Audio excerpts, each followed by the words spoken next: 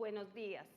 En nombre del Consejo Nacional de Rectores, de la Defensoría de los Habitantes de la República y del programa Estado de la Nación, les damos la bienvenida y agradecemos a ustedes su asistencia, que nos acompañan en esta sala y a quienes nos siguen en vivo por medio del canal 15 UCR y del Facebook Live del programa Estado de la Nación, a esta presentación del informe Estado de la Nación 2023.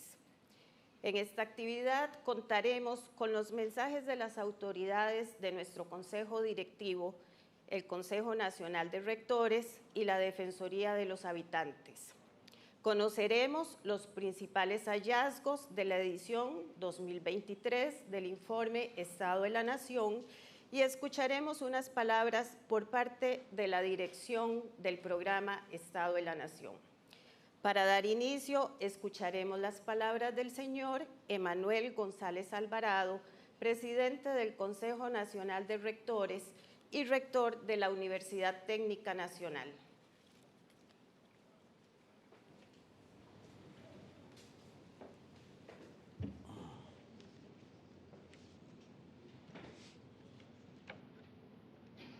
Muy buenos días, señora Angie Cruzan, defensora de los habitantes, señora Fabiola Arias Cordero, en representación de la rectora María Estrada del Instituto Tecnológico de Costa Rica, señora María Laura Arias Echande, en representación del rector Gustavo Gutiérrez de Espeleta, señora Marielena Rojas Garbanzo, rectora adjunta de la Universidad Nacional, don Rodrigo Arias Camacho, rector de la UNED, don Jorge Vargas Cuyel, director del programa Estado de la Nación, don Leonardo Merino Trejos, coordinador del informe del Estado de la Nación, distinguidos invitados, gracias por acompañarnos a la presentación del informe del Estado de la Nación 2023, un análisis amplio y objetivo sobre la Costa Rica que tenemos a partir de los indicadores más actuales.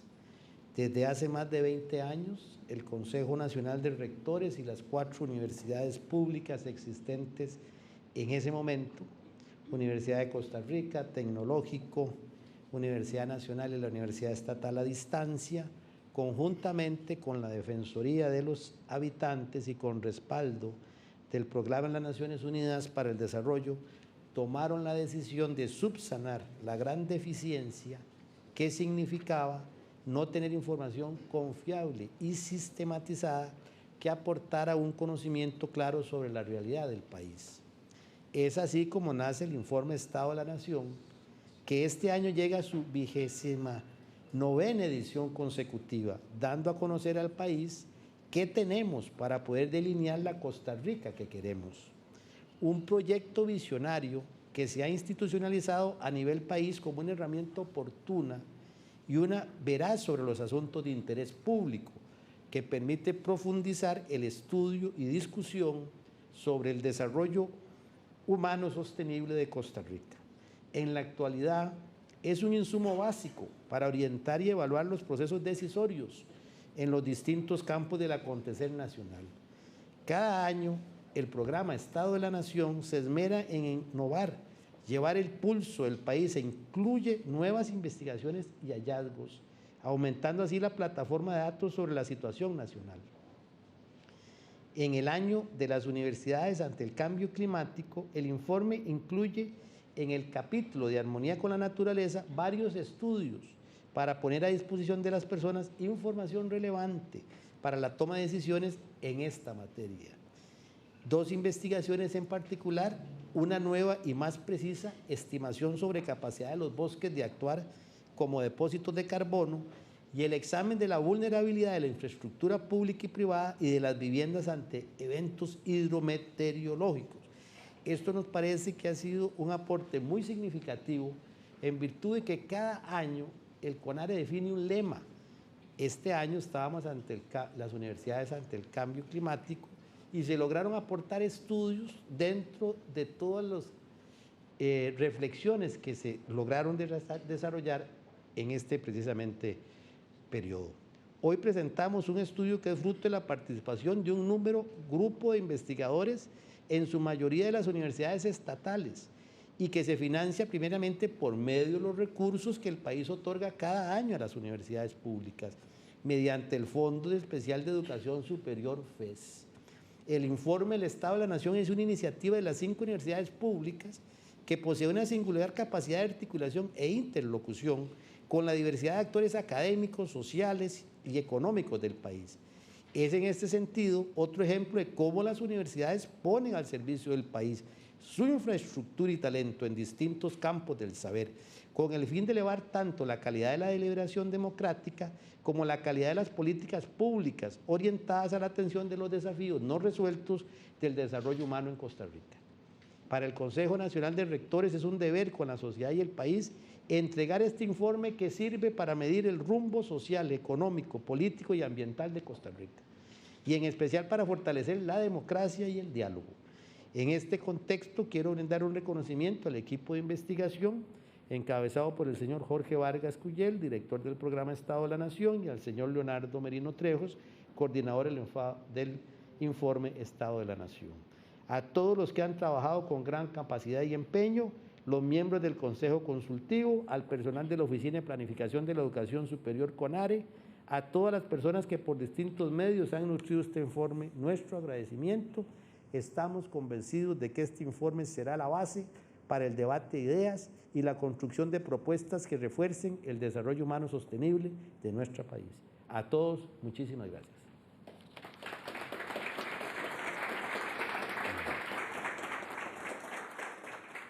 Gracias, don Emanuel. De inmediato, la señora Angie Cruikshank Lambert, defensora de los habitantes de la República, nos dará su mensaje.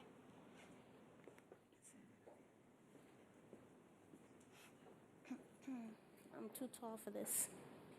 Oh. ¿Será que puedo? Sí. Buenos días. Me disculpo porque estoy un poco resfriado. Buenos días al Consejo Nacional de Rectores, a los representantes de instituciones públicas y al sector privado presente, representantes de las organizaciones de sociedad civil, el cuerpo diplomático presente, a los habitantes de la República que nos escuchan a través de Canal 15. Inicio este mensaje retomando las principales advertencias de los últimos informes del Estado de la Nación, porque me parece relevante recordar que esto es algo sistemático y es algo sostenido. No hubo progresos sustantivos en el cumplimiento de las aspiraciones del desarrollo humano. Informe 2016. No se solucionaron las cada vez más severas problemas estructurales del país. Informe 2017. Indicadores claves para generar oportunidades siguen mostrando comportamientos desfavorables. Informe 2018. Estuvimos cerca de una crisis de magnitud difícil de estimar. Informe 2019. Costa Rica vive una crisis fruto del shock productivo, fiscal y social más grave desde los años 80, informe 2020. Costa Rica, a pesar de la recuperación de la pospandemia, se agravaron las debilidades estructurales del estilo de desarrollo costarricense, informe 2021. La salida de la crisis provocada por la pandemia es débil, desigual e incierta, informe 2022. Hecho este recuento, es evidente que el progresivo abandono del contrato social costarricense al que hace referencia el informe Estado de la Nación 2023 fue ampliamente advertido. El informe 2023 señala nuevamente que el país está sumido en lo inmediato, en lo coyuntural, en los tonos grisáceos de la vida nacional. Utilizando la metáfora del paciente que asiste periódicamente a consulta médica, podría plantearse que Costa Rica presenta múltiples padecimientos que no fueron atendidos, que se tornaron crónicos y que se agravaron con el paso del tiempo.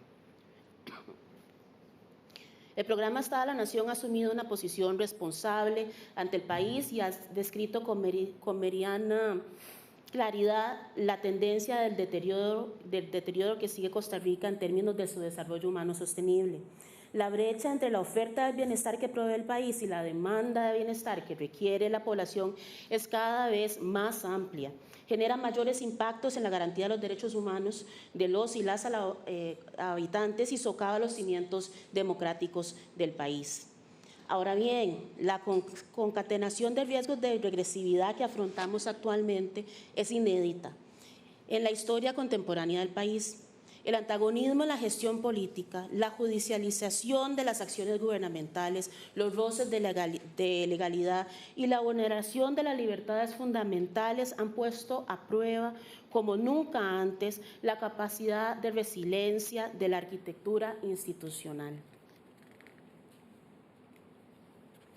Muy a pesar de las fortalezas institucionales del país, nuestras vulnerabilidades económicas, sociales, ambientales y políticas no nos acercan paso a paso a una ruta de difícil retorno.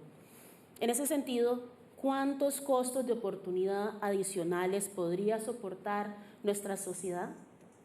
¿Estamos dispuestos a aceptar austeridad fiscal a costa de la inversión social política que financia programas universales y programas focalizados para las personas más vulnerables?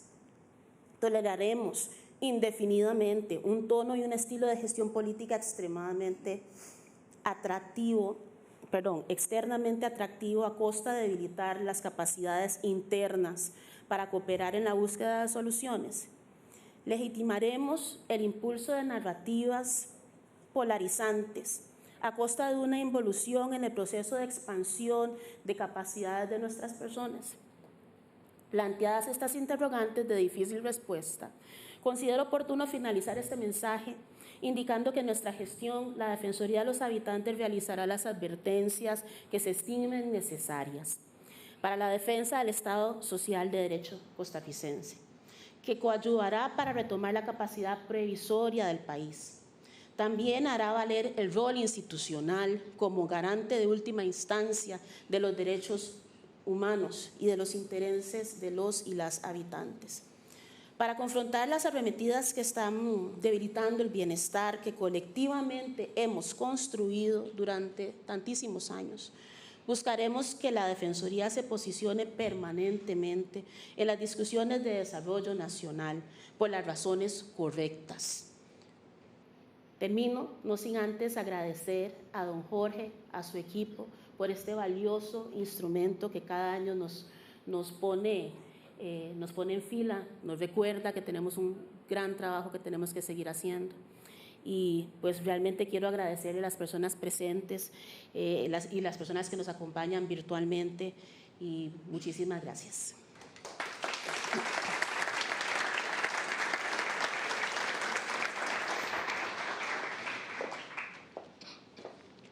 Gracias, doña Angie, por su mensaje. Seguidamente pasaremos a conocer los principales hallazgos del informe Estado de la Nación 2023, exposición que está a cargo del señor Leonardo Merino Trejos, coordinador general de investigación de este informe.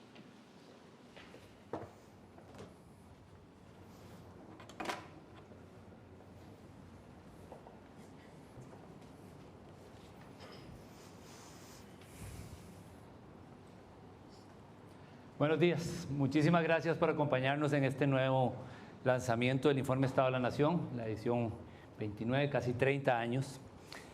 Vamos a repasar los principales hallazgos de esta edición. Vamos a empezar cambiando de siglo.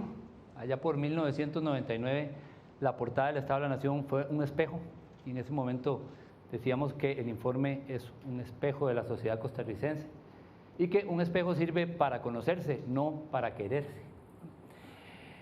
Desde ese momento el Estado de la Nación siempre ha tenido una atención en sus tareas, ¿verdad? Tiene que dar información a la ciudadanía con base en evidencia sobre el desempeño del país, las buenas y las malas noticias, pero también recordar la urgencia de ver hacia adelante, de soñar, de construir un rumbo colectivo como país. Conocer la Costa Rica que tenemos, pensar la Costa Rica que deseamos, ese lema ha venido en todas las ediciones de este informe a lo largo del tiempo. La edición 2023 que vamos a presentar hoy cumple con esas dos tareas.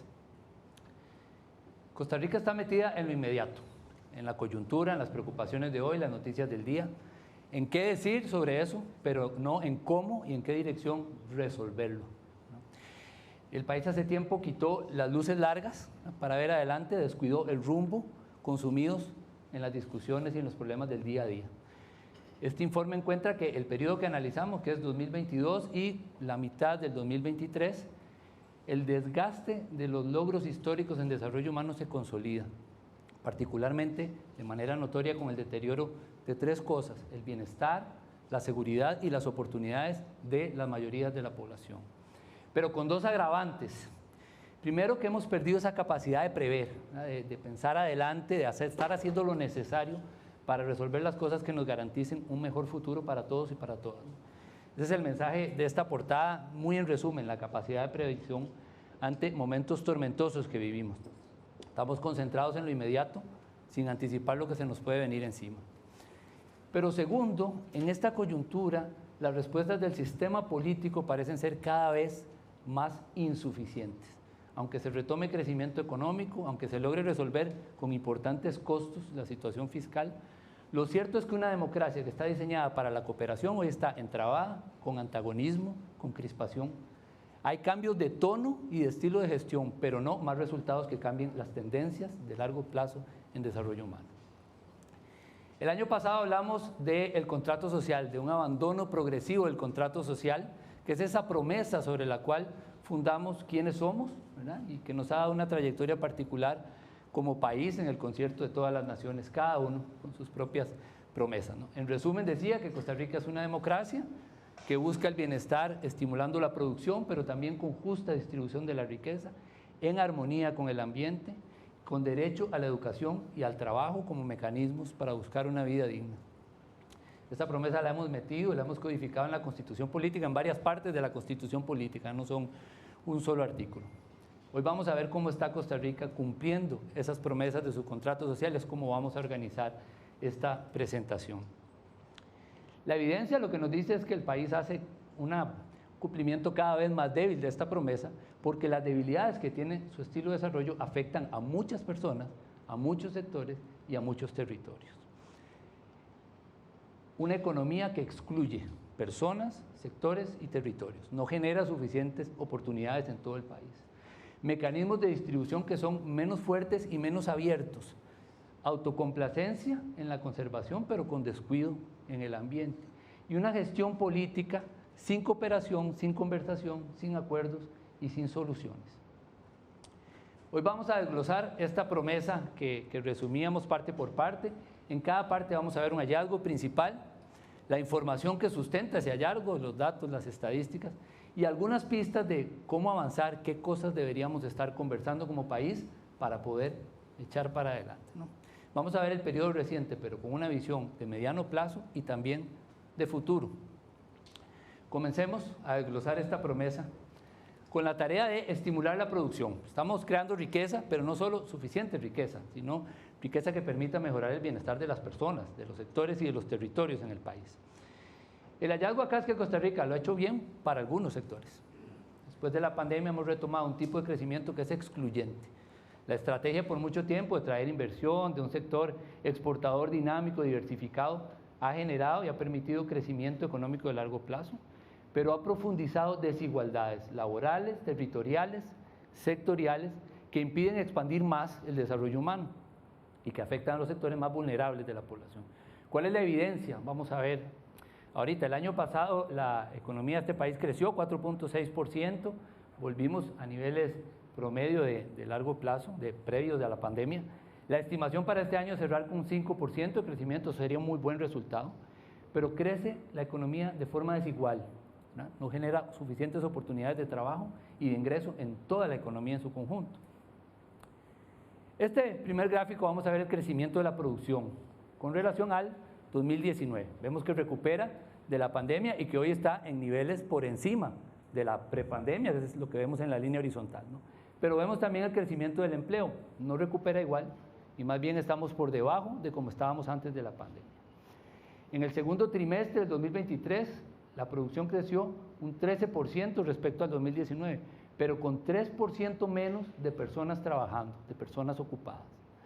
más producción con menos empleo y con una brecha que recientemente parece ampliarse. Zonas francas, manufacturas son los sectores que han recuperado bien en ambas cosas, pero detrás vienen hoteles y restaurantes, la construcción, la agricultura. ¿Por qué se da esa diferencia? Bueno, el crecimiento depende cada vez más de pocos sectores, particularmente del sector externo. En este gráfico vemos la actividad mensual económica, ¿no? Con dos realidades. En negro, el promedio del país, pero hay dos verdades. El régimen especial, principalmente las zonas francas en el país, que crece a niveles mucho más altos que el promedio. Y el régimen definitivo, la mayoría de la economía, que crece a niveles más bajos, con una brecha que en la primera mitad del presente año se ve bastante notoria. Lo mismo pasa con la productividad, esa forma de medir cómo mejora la producción cuando las empresas son más eficientes en varias cosas, ¿no? El informe hizo un estudio que prueba que la productividad ha venido creciendo en Costa Rica, si vemos los promedios, lo que vemos en azul, a partir del 2016. Pero fuera de las zonas francas, la productividad más bien bajó en ese mismo periodo. Son las zonas francas las que explican principalmente con un crecimiento altísimo, más del 10%. ¿verdad? Eso ayuda a que este sector se posicione bien, ¿no? Pero si no mejora la productividad en el resto de la economía, eso limita las posibilidades de crecimiento del país en su conjunto. Sin más productividad no hay mejores ingresos para la población. Esas brechas en productividad también tienen una cara territorial, por supuesto. Pocos cantones de este país concentran la mayoría de la producción y la mayoría de las zonas francas, particularmente en el centro, en algunas ciudades intermedias. Por eso, los mayores aportes a la productividad también se ven ahí, lo que vemos en azul y en los azules más intensos, pocos cantones en el centro. La mayoría del resto de los cantones del país tienen bajos niveles de productividad, ¿no? Y eso nos recuerda la necesidad de hacer políticas de desarrollo productivo, que hemos dicho por mucho tiempo, con visión territorial, pero además llevando a estos territorios más alejados elementos que mejoren la productividad, es decir, educación, investigación y desarrollo, infraestructura, ciencia y tecnología. ¿Qué implicaciones tiene este tipo excluyente de crecimiento que tenemos? Veamos algunos ejemplos. Las buenas noticias en zona franca son algo positivo, hay que decirlo, pero hay que entender por qué eso no alcanza para impulsar más el desarrollo humano en el país. El país tiene, como decíamos, dos regímenes, el régimen definitivo y el régimen especial. La mayor parte de la producción está en el régimen definitivo. La mayor parte de personas trabajadoras de este país dependen de ese régimen. Pero ese no es el que está creciendo de manera importante. Como vemos en este gráfico, básicamente el régimen especial impulsado por zonas francas es el que crece. Eso pasa por varias cosas. Una de ellas tiene institucionalidades muy distintas encargadas. La institucionalidad más rezagada del país es la que atiende al sector definitivo, que es el que más aporta a la economía y al empleo. Pero también tienen pesos fiscales diferentes, una carga fiscal distinta, ¿no? En teoría, cualquier crecimiento de los sectores en la economía debería ir acompañado de un aumento en la recaudación tributaria para el país, pero eso no es así. Esa recaudación depende principalmente de este régimen que crece menos, del régimen definitivo. Cuando las empresas de zonas francas crecen, incluso a niveles muy altos, eso no se acompaña de un crecimiento de la recaudación de impuestos en el país que vaya al mismo ritmo, ¿no? De hecho, en el 2020, en media pandemia, las zonas francas del régimen especial logró crecer a niveles muy altos, pero la recaudación tributaria del país se cayó, porque se cayó el régimen definitivo, que es el que más tributa y el que tiene el clima y las condiciones de negocios más adversas y más dificultades para crecer. Pero además esta brecha en estas dos grandes economías que tenemos se reproduce cuando vemos el entorno para sostener una empresa en Costa Rica. En promedio, las empresas grandes tienen un 89% de probabilidad de llegar a 10 años, pero las microempresas solamente un 26%. Si la empresa exporta, tiene además muchísima más probabilidad de sobrevivir 10 años que las que solo se dedican al mercado interno. Una brecha que nos recuerda las diferencias en la institucionalidad y en los incentivos que atienden a ambos distintos sectores. En suma, sí, el país estimula la producción, pero de forma asimétrica, sin generar suficientes oportunidades para todos los territorios y las personas. ¿Qué nos urge conversar entonces como país? ¿En qué deberíamos estar metidos? Crear e implementar políticas de desarrollo productivo con especial interés donde no lo hemos hecho, fuera de las zonas francas, fuera del área metropolitana. Y segundo, construir políticas de largo alcance que fomenten el crecimiento y el empleo, entendiendo esta estructura económica actual. Pero el compromiso constitucional de esta promesa que vamos a ir evaluando en la presentación no es solo estimular la producción, es hacerlo con justa distribución de la riqueza, es decir, ampliar los beneficios de esta riqueza, ¿no? Llevar más oportunidades y más capacidades a mayor cantidad de habitantes del país, ¿no? En esto, el hallazgo central es que en la segunda mitad del siglo XX el país había logrado pegar, articular crecimiento económico con aumentos en el bienestar de las personas. Ahora hay evidencias de que estos dos elementos se desconectan, ¿no? Más bien estamos aumentando las desigualdades y también la vulnerabilidad de muchos sectores de la sociedad. ¿Cuál es la tendencia que vamos a ver en este periodo 2022, la primera mitad del 2023? Se consolida una época de deterioro en el bienestar general y en la integración social de la población. Veamos tres ejemplos: la pobreza, el costo de la vida y la violencia. Este año hay 390,000 hogares pobres en el país. Después del pico de la pandemia del 2020, ese número ha bajado, pero todavía hay 54,000 hogares pobres más que antes de la pandemia. Según la nueva encuesta de hogares, acabamos de verla publicada hace pocos meses, casi semanas, el 21.8% de los hogares del país son pobres. Es una baja respecto al 2022, pero todavía es el cuarto año que estamos por encima de los niveles de promedio de largo plazo, ¿no? No recuperamos los niveles prepandemia en esta materia, que no eran buenos y que teníamos 25 años de tener estancados. La pobreza extrema apenas se movió en estos últimos 3 años, habiendo ya crecimiento económico, 6.3% de la población. 112,000 hogares que no pueden costear la canasta básica de alimentos. Pero además hay más hogares que son vulnerables a la pobreza. Con el tiempo, en el año pasado, 230,000 hogares superan por poco la línea de pobreza 1.4 veces, pero con pérdida de empleo, de jornadas, de salario, aumento de costo de la vida, pueden fácilmente caer en la pobreza. Entre hogares de mayor y de menor ingreso, la economía golpea, por supuesto, distinto, ¿no? Así fue con la pandemia y así fue también con la inflación del año pasado, la más alta que hemos tenido en 13 años, 12.1%, que para este año, por cierto, presenta importantes mejoras. En este gráfico vemos cómo se comportó el aumento de los precios durante año y medio para los sectores de más bajo ingreso, hasta la mitad del presente año, ¿no? Podemos ver que ese aumento tuvo niveles mucho más altos en los ingresos bajos, en los hogares de ingreso bajo, que en los hogares de ingreso alto. ¿Por qué sucede eso? ¿Por qué se explica, ¿no? En el peor momento de la pandemia, 2022, en agosto, el aumento del precio para los hogares de bajo ingreso se explica principalmente por el aumento en el costo de los alimentos. Es el factor que tiene más peso. Estos hogares gastan proporcionalmente más del doble que los hogares de más ingreso en comida. Pero sin duda, el deterioro más grande que hay que reportar, o más notorio, es el aumento de la violencia homicida. En el 2022 alcanzamos la tasa histórica del país, 12.6 homicidios por 100,000 habitantes, muy por encima de lo que la Organización Mundial de la Salud define como una epidemia. La proyección para cerrar el 2023 ya deja muy atrás el ya grave nivel del año pasado. El crimen organizado es la principal explicación, el ajuste de cuentas, las armas de fuego dominan como medio, el grupo de edad joven y hombres son los principales víctimas y victimarios. Pero además hay violencia dentro de los hogares y para muchas personas el entorno del hogar no es un sitio seguro. Si vemos esta figura, aquí tenemos los días de la semana y las horas del día. El momento que más llamadas de reportes por violencia doméstica hay al 911 es precisamente cuando la familia está reunida, los fines de semana y en las noches. En este tema, las mujeres y la niñez son los grupos más afectados.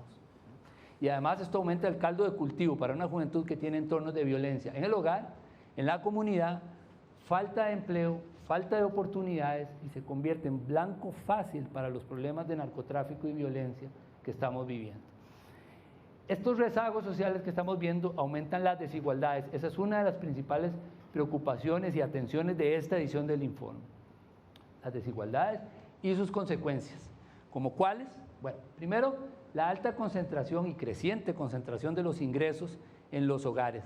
Tenemos una nueva medición que nos permite saber que además era más grande de la que creíamos. Aquí vemos los hogares como si fueran 100 cada uno, cada cuadrito es uno, ¿no? Comparemos la mitad, los que vemos en azul son los hogares de más bajo ingreso, con el 10% más rico. Con una nueva medición que no solo usa la encuesta de hogares, sino información de Hacienda y de la Caja. La mitad de los hogares concentra solo el 10% de todos los ingresos del país.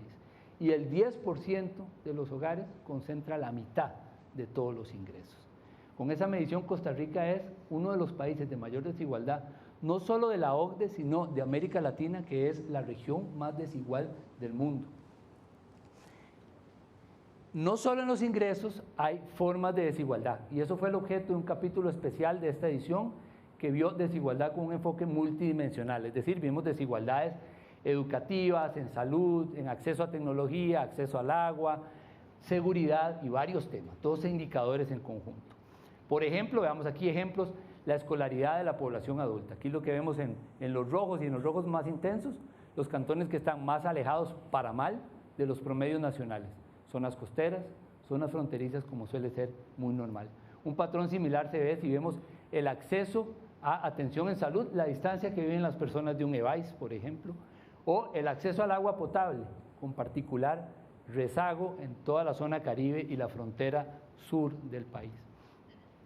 Con todos los indicadores, que eran 12, hicimos un perfil cantonal que nos mostró que Costa Rica no son dos. Esto que a veces decimos, hay dos Costa Ricas, ¿no? En realidad estamos en una sociedad muy fragmentada, con muy diferentes condiciones para el desarrollo humano en los distintos territorios. De 5 perfiles que se pudieron identificar, veamos los dos extremos, los sectores más desatendidos, los que vemos en rojo, ¿no? Que están con los peores resultados, más lejos de los promedios nacionales, ¿no? Con las peores condiciones para el desarrollo humano de su población. En el otro extremo, los cantones más favorecidos, que tienen mejores resultados en la mayoría de los indicadores, por encima de los promedios, pero ni siquiera ahí todo es bueno, porque algunos de ellos hoy conviven con importantes problemas de inseguridad ciudadana, como todo el país. Hay varios efectos de las desigualdades y vamos a ver algunos ejemplos. Solo los hogares de mayor ingreso, el último quintil en este país, tienen capacidad de ahorrar. El resto tenemos una tasa negativa, lo que vemos debajo de la línea son los hogares que gastan más que su ingreso disponible, ¿no? Eso es algo que deteriora las bases del crecimiento no solo de los hogares, sino del país. Esta falta de capacidad de ahorro compromete nuestras fuentes internas para la inversión y la producción. También las desigualdades tienen consecuencias políticas. Este informe en las últimas ediciones ya ha demostrado que las personas que ganan menos votan menos y que los territorios con mayor desigualdad también votan menos. Pero en este informe pudimos darnos cuenta de que el sector que más se está alejando de las urnas son las clases medias. Aquí en este gráfico vemos la tendencia de la probabilidad de votar de los sectores de ingreso medio en el país, con una clara tendencia a la baja. Eso es algo nuevo y es preocupante porque somos un país que siempre nos hemos identificado como un país de clases medias, con mucho apego al voto y a los valores democráticos. En la calidad del ambiente también hay desigualdades, aunque la Constitución nos garantiza el derecho a un ambiente sano. Este año el SINAC y varias instituciones hicieron un trabajo y mapearon la infraestructura verde en la gran área metropolitana. Parques, jardines, bosques periurbanos a la orilla de ríos y otros, ¿no? En diferentes tipos. No existe el mismo acceso al verde, a la cobertura verde en los cantones. Veamos, por ejemplo, aquí Santana, hay media hectárea disponible por persona de infraestructura verde, pero San Pablo de Heredia hay apenas una quinta parte de eso, lo que llamamos un cantón muy pelado, ¿no? El 41.7% de la gran área metropolitana, según este trabajo, tiene algún tipo de cobertura, sobre todo en los bordes, como vemos, y no tanto en las partes más urbanizadas y construidas. ¿Cómo es la respuesta pública a estos retos que estamos viendo de desigualdad, de la equidad y del bienestar de la población?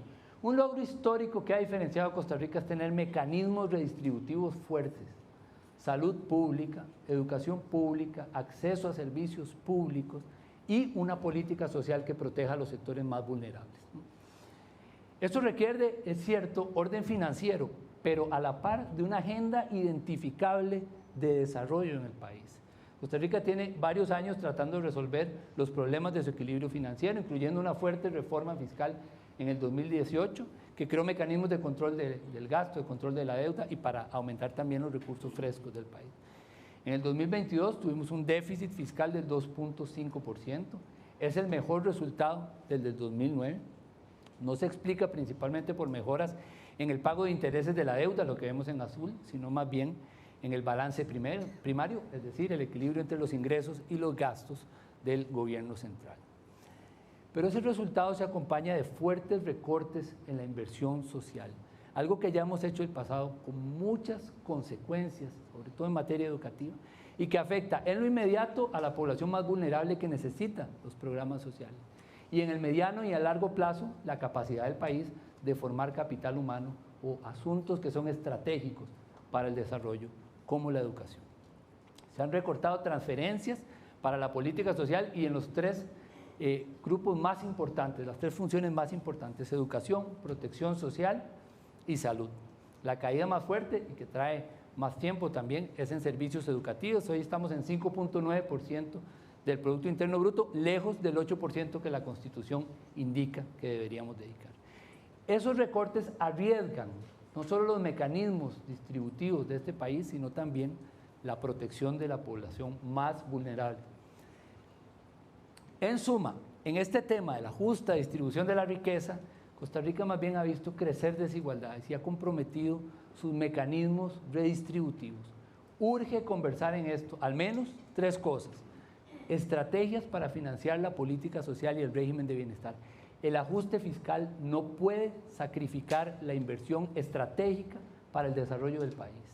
Segundo, actuar para detener el aumento en la violencia y prevenirla, atacando las condiciones sociales y los rezagos sociales que la alimentan o la permiten, no solo pensando medidas de coerción o fuerza. Y activar mecanismos redistributivos para detener el crecimiento de las diferentes desigualdades sociales y territoriales que hemos visto. Aunque entró en la Constitución más recientemente, Costa Rica desde temprano había tratado de integrar la promesa de bienestar social con la de proteger el ambiente. Hoy es un derecho constitucional, un ambiente sano y ecológicamente equilibrado, en el artículo 50 de la Constitución. ¿Cómo estamos en esto? Bueno, Costa Rica apostó fuerte por la conservación ambiental y ha consolidado logros en eso hasta la fecha. Pero en el balance tiene un equilibrio insostenible por el uso de su territorio, de recursos claves como la energía, como el agua, como el territorio agrícola, como el suelo urbano también, ¿no?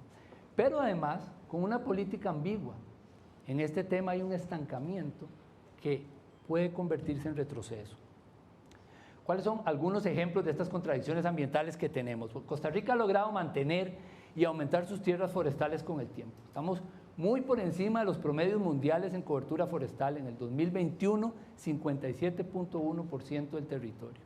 Los bosques cumplen muchas funciones, una de ellas la mitigación del cambio climático. Cuando crecen, absorben CO2, absorben gases de efecto invernadero, y cuando los perdemos por deforestación o por degradación, más bien nos emiten gases de efecto invernadero. Un estudio con imágenes satelitales evaluó el impacto de la deforestación en este equilibrio de emisiones y remociones, ¿no? Y encontró que hace 3 décadas los bosques emitían más que lo que podían remover por la deforestación, pero la recuperación forestal a lo largo del tiempo nos puso un equilibrio positivo, ¿verdad? Para este informe se le sumó a esto una nueva capa de información, la degradación de bosques, y aún considerando estas emisiones, el equilibrio sigue siendo positivo, pero el potencial de mitigación del cambio climático es menor. Si bien es bueno que este sector forestal tiene el balance positivo en sí mismo, si metemos en la ecuación las emisiones de otros sectores, por ejemplo la energía, la agricultura, los residuos sólidos, procesos industriales, vemos que el sector forestal no alcanza para el equilibrio de emisiones o la neutralidad de carbono que nos hemos comprometido en largo plazo a alcanzar. Aunque la energía está el principal problema de emisiones, la agricultura tiene rezagos importantes también. En esto hay esfuerzos puntuales importantes que reportar en varios temas y en varios sectores, pero la mayoría de las apuestas siguen siendo insostenibles. Según la FAO, Costa Rica es el primer país en uso de plaguicidas por hectárea de 100 países analizados. Aquí vemos solo los primeros lugares, ¿no? Eso implica emisiones, contaminación de aguas, contaminación de suelos y también, según un estudio del PNUD y la OPS, 58 fallecimientos por intoxicación con plaguicidas en una década, principalmente asociados a cultivos de banano, café y piña.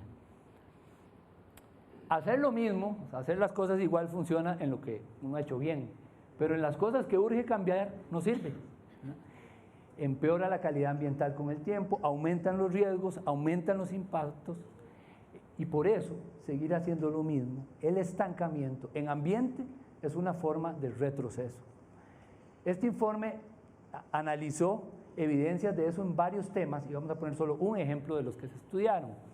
La carbono neutralidad y luego la descarbonización nos hizo poner política pública importante y metas importantes para el país. Pero no hemos tocado en 30 años el problema principal. Transporte y energía son nuestro principal emisor.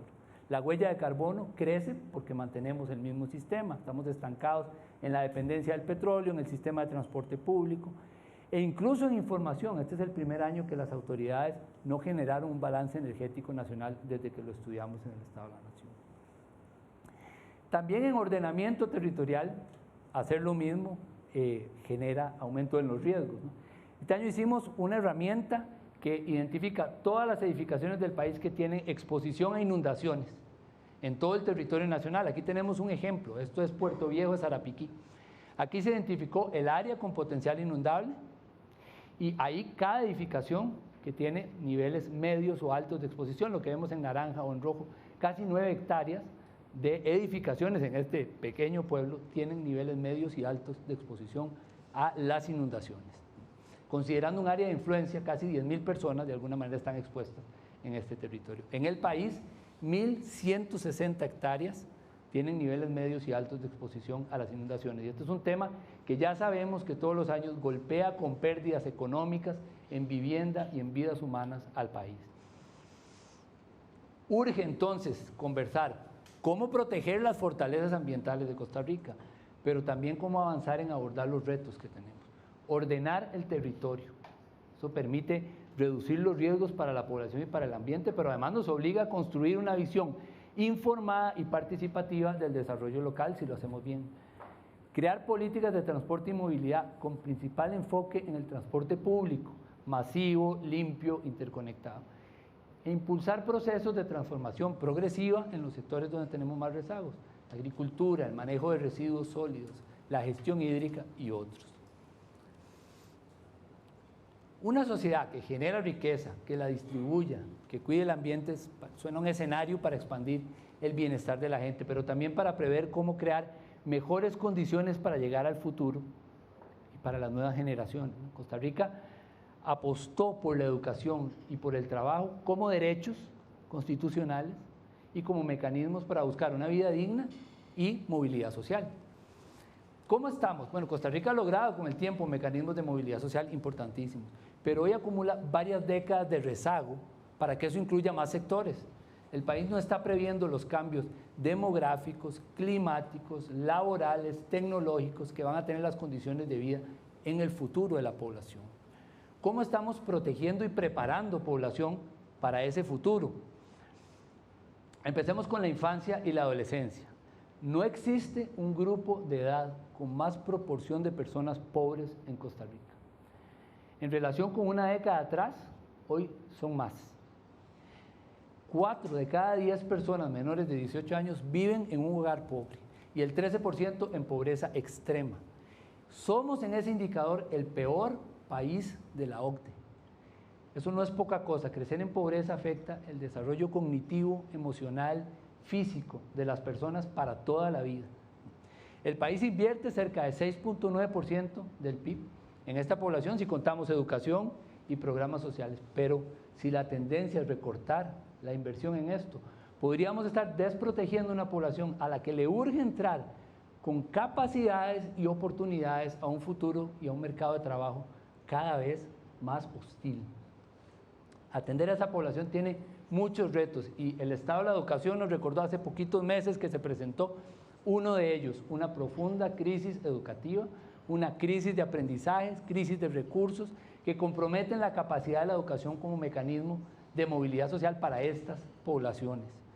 Pero cuidado, que hay que recordar que la población joven hoy va a ser la población adulta mayor en el futuro, ¿no?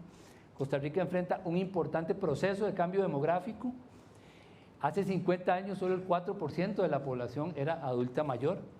En 50 años, dependiendo de las estimaciones que se utilicen, cerca de 4 de cada 10 personas en el país van a ser adultos y adultas mayores. Eso implica muchas cosas, pero dos en particular: que la población en edad de trabajar tiene que ser más calificada y más productiva, y que los sistemas de salud y de protección social tienen que estar fortalecidos y preparados para esa gran tarea. El otro aspecto clave para movilidad social es trabajo, el acceso a oportunidades laborales que permitan ingresos, que permitan una vida digna a la población, ¿no? Este fue el tercer año con una reducción de los ingresos reales, el 2022, perdón, de los ingresos reales de la población, en parte por la inflación, en parte también por el mercado de trabajo. El balance de la recuperación laboral después de la pandemia, que hay recuperación, todavía no es óptimo, y vamos a ver por qué. El empleo tiene un comportamiento paradójico.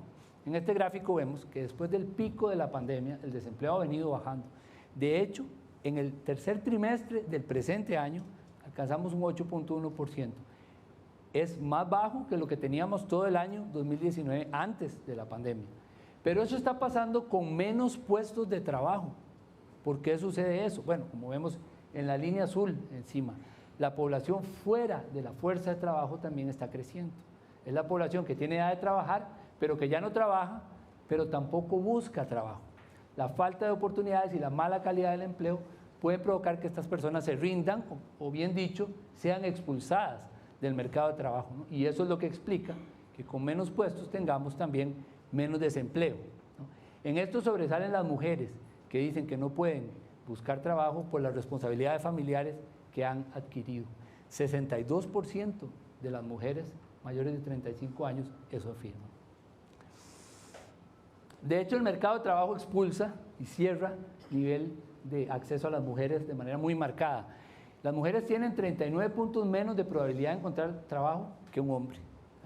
La población joven también tiene 24 puntos menos de probabilidad de encontrar trabajo que la población adulta. Hay cosas que ayudan, más bien, quien usa tecnologías tiene 15 puntos más de encontrar un trabajo hoy que las personas que no. Y las personas que manejan un segundo idioma tienen 5 puntos más de probabilidad de encontrar un trabajo. Estas son competencias que se pueden y se deben garantizar desde la educación, pero también hay que eliminar barreras importantes para las mujeres, para la juventud, como la recarga del cuidado, por ejemplo, o la discriminación en el mercado de trabajo. Sobre esto, el capítulo especial que decía que hizo este informe sobre desigualdad multidimensional, hizo grupos focales con 29 personas a lo largo de La Cruz, Desamparados, Turrialba, Escazú y Talamanca. Ahí conversamos y recogimos algunas expresiones. Aquí ponemos algunos ejemplos de manera ilustrativa de lo que nos dijeron, ¿no? La lucha porque los descendientes puedan estudiar, la necesidad de hacer ingresos como sea en el territorio, ¿no? La necesidad de que haya más oportunidades de trabajo. Pero ante todo, estas personas expresaron una profunda inseguridad sobre su futuro y el de sus hijos y sus hijas. En suma, el país ha debilitado los mecanismos de movilidad social al no fortalecer suficiente la educación, al no generar oportunidades de empleo en todos los sectores y territorios y al no proteger y preparar a la población más vulnerable. Urge conversar en este tema. ¿Cómo resolver la crisis del sistema educativo público, mejorar su calidad y retener a la población joven? ¿Cómo crear condiciones para la inclusión de más personas y sectores en el mercado de trabajo, particularmente mujeres, personas jóvenes y personas con bajo nivel de educación o bajo nivel de calificación educativa? Y garantizar las condiciones para el desarrollo adecuado de la niñez, la adolescencia y la vida digna de las personas adultas mayores. Hemos hecho un repaso sobre la promesa costarricense que nos demuestra que no solo se ha debilitado la capacidad de cumplirla, sino de afinarla, de irla ajustando, prever los ajustes y cambios que necesita para el futuro. Los desafíos son claros, las soluciones no, y hay que buscarlas, pero no de cualquier forma. Lo que define el contrato social costarricense es hacerlo en democracia. la democracia costarricense es sólida y creó un sistema diseñado para resolver problemas a partir de la cooperación como única forma. Hoy tenemos actores y partidos políticos débiles, antagonismo y formas de gestión de los asuntos públicos que más bien dificultan construir acuerdos y sobre todo soluciones. Hay cambios en el estilo de gestión, pero no en la capacidad del sistema político de mover la aguja en las grandes tendencias del desarrollo humano. Nuestro prestigio como democracia no es gratuito. En índices internacionales, aquí vemos el de variedades de la democracia. Costa Rica se coló desde los años 80 en los 10 primeros lugares del planeta y ha ido cambiando con el tiempo, pero todavía en el 2022 se encontraba en ese puesto privilegiado. La estabilidad política de la democracia costarricense es un activo estratégico, económico, ambiental, político, hasta turístico.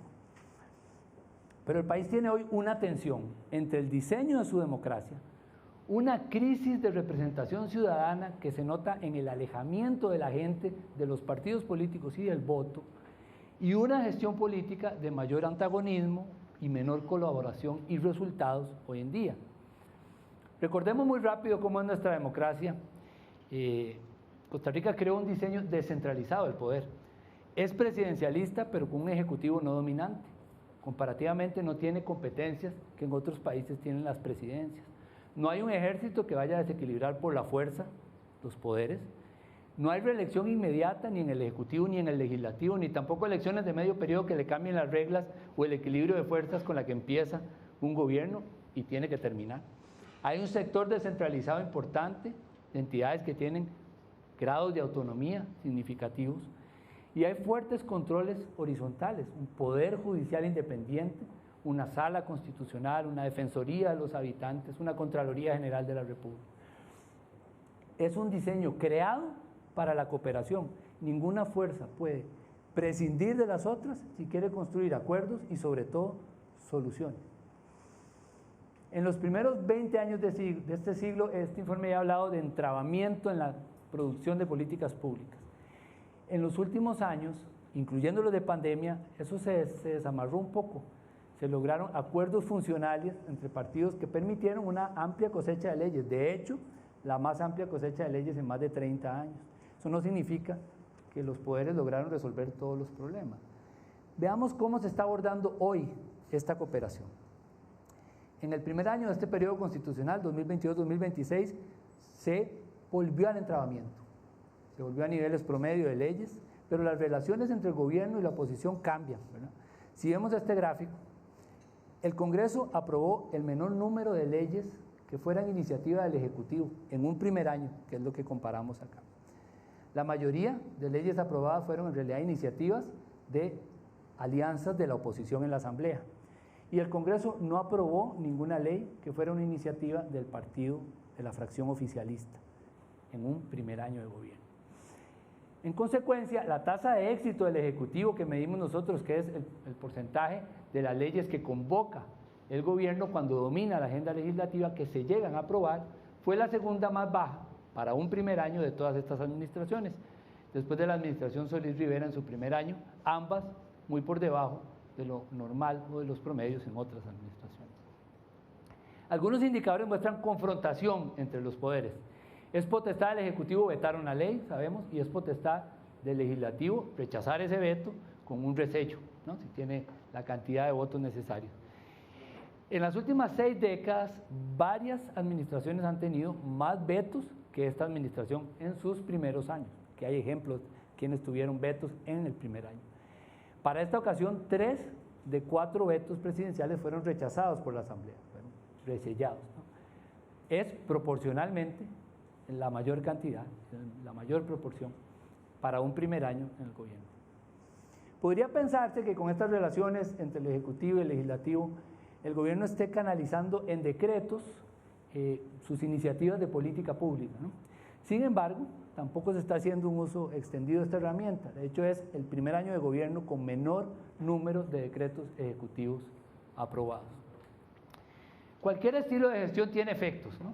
Y en este caso al menos 3: inestabilidad interna en el gabinete, menor producción de políticas públicas, importantes problemas de legalidad en esas políticas. En los gobiernos que se han electo en la época multipartidista en el país, ha sido normal que el primer año haya rotación importante en el gabinete. Lo que vemos aquí es cada bolita, el número de personas en ministerios, viceministerios y presidencias ejecutivas que han salido en el primer año de cada uno de estos gobiernos, ¿no? Son puestos nombrados directamente por la presidencia. Este es el primer año de gobierno con mayor rotación en 17 años, 20 salidas en el primer año. Hay que decir que esto es potestad de los gobiernos, son movimientos que son competencia de los gobiernos, pero también demuestran inestabilidad política que se puede traducir en la gestión de estas instituciones, por supuesto.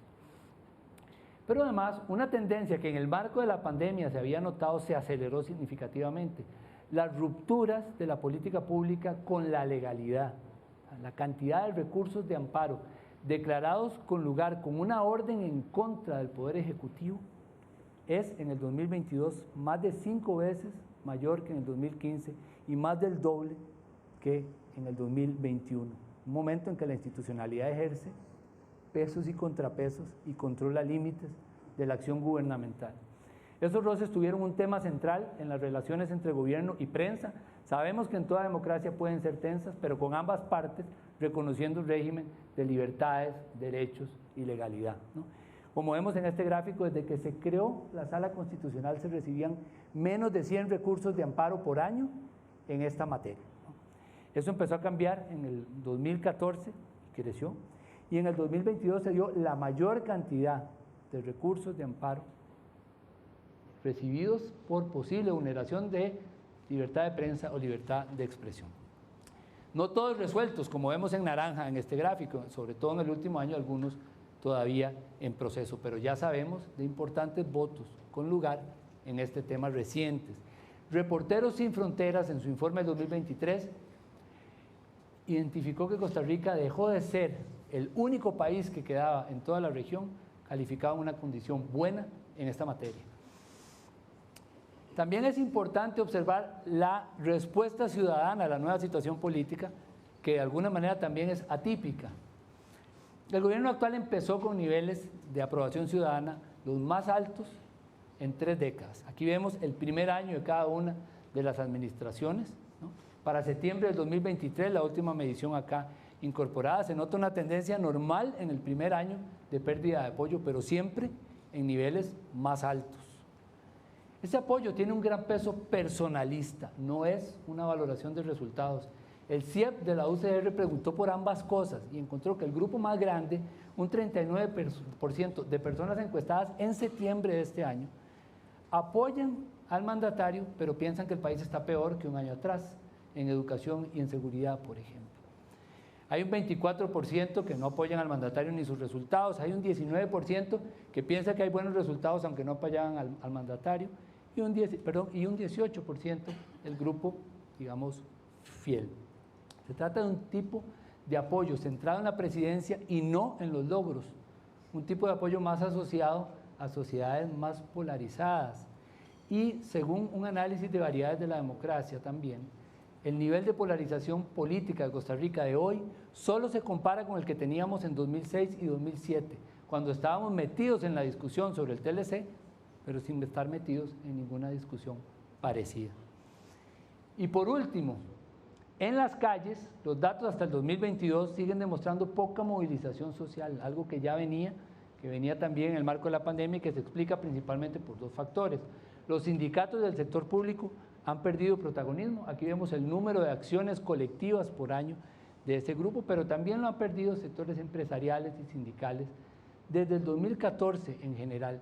Hoy, en una situación polarizada y con importantes retos en desarrollo humano, la ciudadanía organizada pareciera no estar muy activa, por lo menos hasta cerrar este momento. Entonces, un sistema político que está diseñado para la cooperación debilita su capacidad de respuesta y de construir acuerdos. Hay cambios en el tono y en el estilo, pero no más resultados que cambien las tendencias en desarrollo humano. Es decir, estamos debilitando la capacidad de cumplir la promesa costarricense que hemos repasado en esta presentación, con desgaste en los logros del desarrollo humano, aunque hay avances importantes que hemos mencionado, pero con menos herramientas para lograr entregar bienestar a más personas y más territorios en la población. Es casi una tradición terminar un diagnóstico como este llamando al diálogo y llamando al acuerdo. Esta vez no podríamos hacerlo sin recordar al menos dos cosas importantes. El Estado de la Educación nos recordó hace poquitos meses que el país no está cumpliendo acuerdos que ya tiene, incluso metidos en la Constitución. Y este informe que acabamos de ver también nos probó que estamos más bien cerrando canales para construir nuevos acuerdos. Es decir, no nos estamos ni siquiera conversando. Esa debilidad para cumplir la promesa costarricense nos ha llevado a perder capacidad de anticiparnos a lo que se nos viene encima, ¿no? De prever, como hicimos cuando creamos la seguridad social, cuando eliminamos el ejército, cuando creamos áreas protegidas, cuando creamos instituciones democráticas, instituciones de control, ¿no? Perdemos esa capacidad si dejamos y descuidamos el sendero del bienestar, consumidos como estamos hoy en batallas de la coyuntura. Es eso lo que quisimos mostrar con la portada que vemos acá, ¿no? Una advertencia de que la sociedad nos está preparando para atender los desafíos pendientes o para construir un futuro y un porvenir colectivo con base en esta promesa. Aquí tenemos un niño, una niña, ¿no? Es el único elemento en color en una portada que está dominada por los grises de la tormenta que se avecina, ¿no? Está haciendo un castillo de arena sin reparar en la ola que lo pone en riesgo, ¿no? Nos urge que levante la cabeza, pero también nos urge pensar a los que estamos viendo quién es la persona, qué representa, está solo, está sola, por qué está solo, está sola, ¿no? ¿Quién está viendo? ¿No? ¿Vamos a intervenir para salvarlo o vamos a ser meros espectadores de lo que le pase, ¿no? Sea cual sea la interpretación que quieran hacer, con esta metáfora quisimos hacer una alerta y la necesidad de hacer algo frente a un peligro o peligros inminentes. Si queremos hacer algo, ya lo dijimos al inicio, hay que poner las luces largas, ¿verdad? ¿Para qué? Para cumplir la promesa que hemos repasado, la promesa costarricense.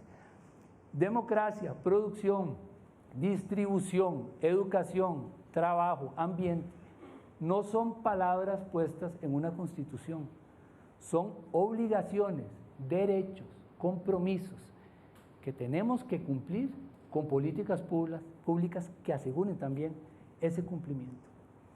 ¿En qué? Bueno, construir una economía incluyente, invertir en educación y en protección social para afrontar el futuro, apostar por una economía verde y acuerdos políticos construidos en confianza, en cooperación y que se cumplan.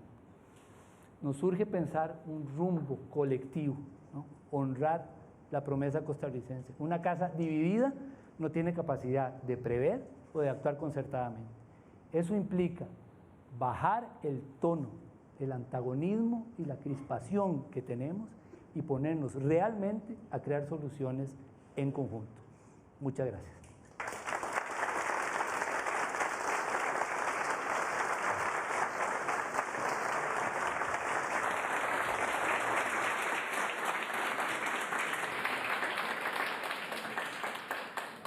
Gracias, don Leonardo. Para finalizar, escucharemos las palabras del señor Jorge Vargas Cuyel, director del programa Estado de la Nación, quien nos dará su mensaje de cierre.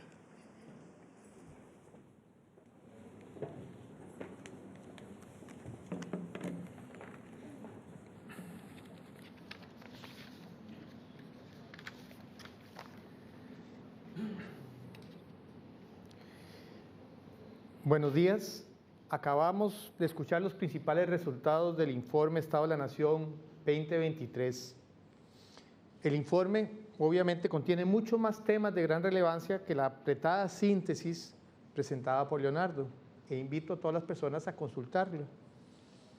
Esta edición es la número 29 consecutiva desde 1995. Son casi 30 años de retratar con rigor si la sociedad costarricense está cumpliendo o no con las aspiraciones nacionales en desarrollo humano sostenible.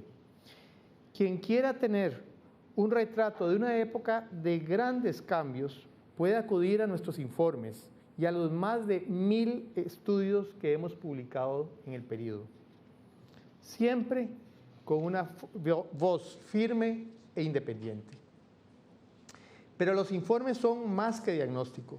Iluminan los principales desafíos que enfrentamos, contribuyen así al pensamiento estratégico, conectan las urgencias de hoy con las tareas del mañana. Además, los informes han creado instrumentos para mejorar la calidad de la política pública. Pongo algunos ejemplos de esta edición: el inventario histórico de los impuestos, la estimación sobre las remociones de carbono en nuestros bosques y la vulnerabilidad de nuestras ciudades a eventos climáticos, entre otros. Hemos visto pasar a 8 administraciones de gobierno, 8, con las que hemos podido sostener en no pocas ocasiones diálogos francos y constructivos. Hoy seguimos dispuestos a esa cooperación. En una democracia los gobernantes cambian. Quedan los derechos y las libertades de la ciudadanía para participar en la construcción de una mejor sociedad, y a ese empeño es nuestro empeño. Eso es lo fundamental. A partir de este momento, esta edición del informe Estado de la Nación es de toda la sociedad. El documento, las investigaciones especializadas, las estadísticas están publicadas en nuestro sitio web que pueden ver en pantalla, y además todo está accesible de manera sencilla mediante el código QR que ven ustedes en pantalla. Si quieren, usan sus teléfonos celulares. Decía antes que el Estado de la Nación es una voz independiente y firme, y ahora agrego, respetuosa de la verdad, aunque incomode, y de las diferencias de opinión. Está para decir las cosas como son, sin adornos, pero de manera cuidadosa, con los matices y los detalles. Está para ser una voz confiable. Nuestros datos están al servicio de todas las personas para que cada cual participe como crea conveniente en la vida nacional. Nuestra misión nos impide tener agenda política. El Estado de la Nación está para ser una voz crítica y constructiva, para que en democracia y desde la democracia la sociedad y el gobierno resuelvan problemas. Agradezco al CONARE y a la Defensoría de los Habitantes, los socios institucionales que han hecho posible los informes de Estado de la Nación por todos estos años. Agradezco al equipo del informe liderado por Leonardo Merino por un trabajo bien hecho, y a todos los compañeros del Estado de la Nación. Agradezco a las centenares de personas y decenas de instituciones y fuentes de información que colaboraron con la preparación de esta edición, y agradezco a los y las investigadoras que nos permitieron una vez más ampliar la frontera del conocimiento de la realidad nacional. Al Canal 15 de la Universidad de Costa Rica por esta transmisión en vivo.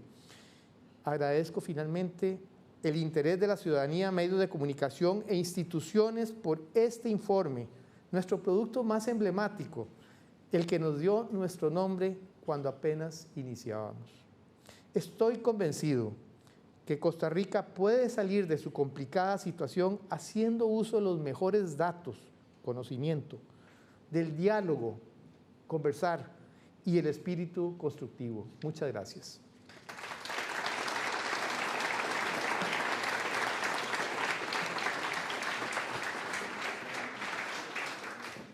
Gracias, don Jorge. En este momento damos por concluida esta actividad, agradeciéndole su asistencia a este acto de entrega del informe Estado de la Nación 2023, así como a quienes nos siguieron por medio del canal 15 UCR y la transmisión vía Facebook Live. Que tengan buen día.